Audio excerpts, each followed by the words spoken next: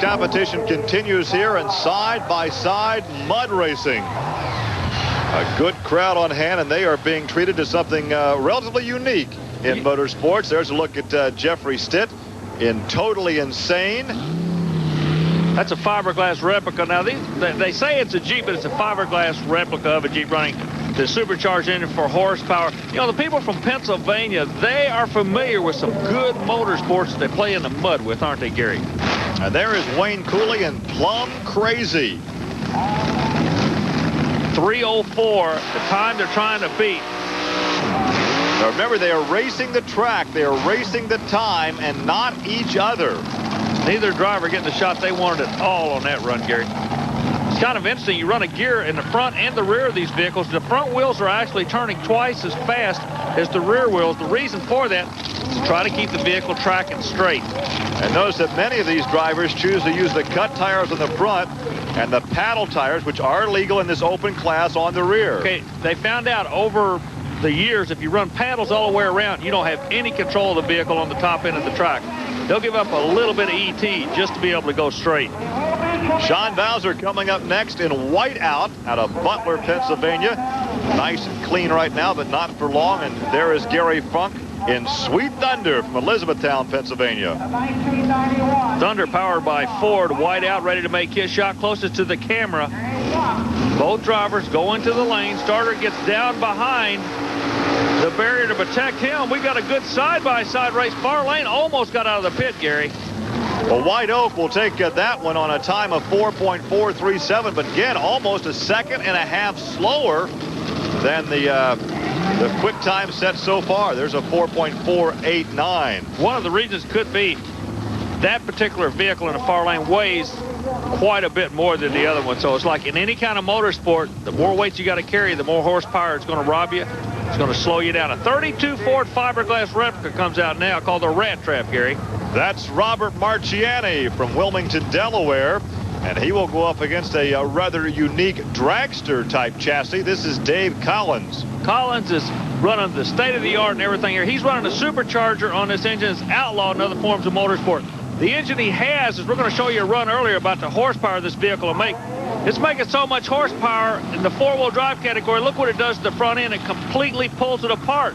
He is literally fighting for his life, trying to see where he's going and get this vehicle shut out. And remember, sitting in the front, he's the first guy there. He was lucky right there, Gary Lee. Well, Army, that's a case of just too much horsepower. The crew put the vehicle back together. He is ready now to go up against Rat Trap, and here you are. You saw the time to beat. Oh, look at Collins. He's in trouble again. Still haven't solved that problem. The water barrier, now he's in the building. He hit the water barrier, the Hydra barrier, and then around. clipped the edge of the stage, and you can see the movement there in the cockpit. Camera right on top of the driver. He's trying to get out of that thing. I don't blame him. That's an immediate response in any type of motorsports accident. You want out of that race car and away from it. That's right. He's staying composed and everything. The track officials are there, but he just doesn't want to think. He get me out of here and let me collect my thoughts. The water barriers did their job. He still got into the building, but that could be a classic case of a vehicle making too much horsepower because the horsepower was collapsing the front end. But once again, he had to be mindful of that run earlier when he had trouble. Sure. Now he is really going to be thinking about the run here.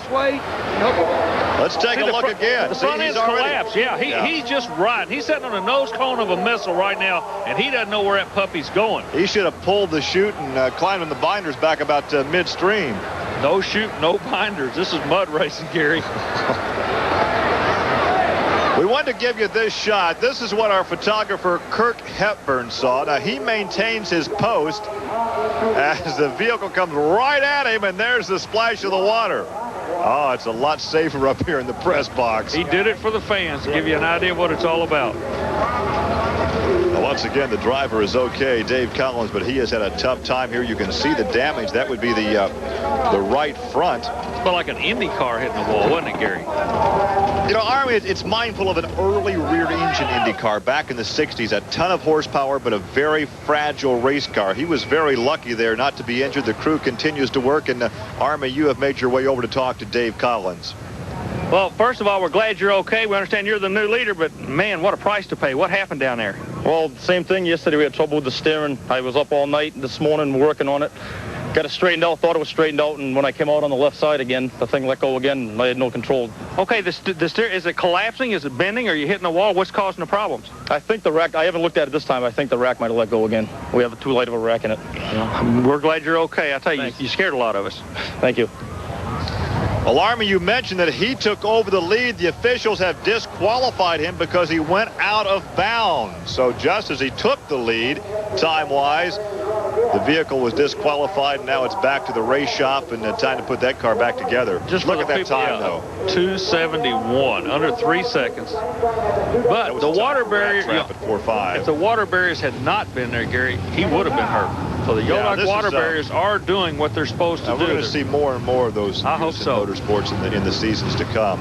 As we take a look at the next pairing, Dave Ray against Dale Small. Small in the Desperado 2 and Dave Ray in the Midnight Magic. A pickup truck versus the Jeep. Concrete four-wheelers getting them into the lanes, and look at all the action. Here we go again. Well, they popped the rubber off the right front of that pickup truck. Hey, Gary, they keep banging a wall on the side of these things, and the walls are doing a lot of damage. The walls are getting them in trouble. Yeah, but those walls are also keeping these vehicles from getting together in the mud, which may be the advantage may outweigh the disadvantage. 3.904 for the Desperado. Not a bad run. But again, you got the replay coming up. A good smooth track, a little out of shape, tags the wall. That collapsed the wheel right there. Now, when that happened, it just pulled him into the wall, didn't it, Gary? It didn't bounce him back at all. Time for a bead lock on that right front to me. We watched David Ray get in trouble, but watch Dale Small. He's being tossed about the cockpit to the point he reaches up and grabs the front of the roll cage to hang on and hold his position in that mud racer. Let's go down now trackside and talk to David Ray. David Ray, give me an assessment of these ramps on the side of these tracks. That looks awfully dangerous to me. Yeah, it's real narrow, and we usually run a little bit wider. I don't know why they made it so narrow, but it is getting pretty treacherous. It's real loose out there. What happens if you catch that rail, it flips you right up in the air.